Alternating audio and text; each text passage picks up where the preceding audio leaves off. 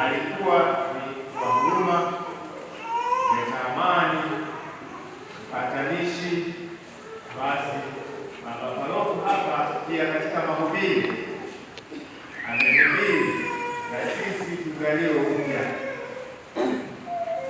Huyu Bwana wetu Yesu Kristo, kwa nini kila mwaka tunakumbuka kuzaliwa kwake? Maana hili linatufundisha sisi waumini, Wakristo wote, Watanzania wote, kwamba kuna wakati tunatakiwa tukumbushwe kubadilika ili tuishi maisha mema yale yanayokubalika kwenye jamii. Kwa matarajio yetu kwamba sasa sisi waumini ndiye sisi wenyewe wananchi na ndio sisi wenyewe waumini kwa Wakristo na Waislamu katika dini zetu za hapa Tanzania. Tunatarajia kupitia mahubiri, kupitia maelekezo, kupitia maneno ya viongozi wetu wa dini, tunapaswa kwenda kubadilika. Tunapoanza mwaka 2026, maanake na sisi tunatakiwa tuzaliwe upya, tuwe mfano wa Bwana wetu Yesu Kristo. Tusiwe ni watu wa kuleta magomvi, sio watu waongo, sio watu kwa lugha ya kawaida nasema wambea, sio watu wachunganishi. Tunakumbushwa haya, tunatakiwa tubadilike. Kwa tunapomaliza mwaka, manake tunatakiwa tubadilike. Wale ambao walikuwa hawapatani, tumie nafasi hii sasa wanatakiwa kupatana.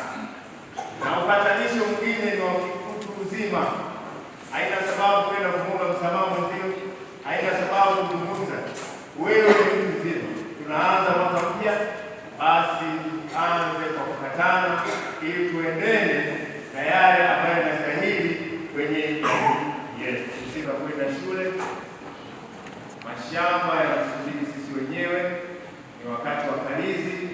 Kwa tutumie kiasi na kiasi tubakishe kwa ajili ya kuhakikisha watoto wanakwenda shule, watoto wanakwenda vioni, lakini na shughuli zetu za kiuchumi za shambani ziweze kufanyika vizuri kadri ya malengo na matarajio ambayo tulikuwa tumeshajipangia.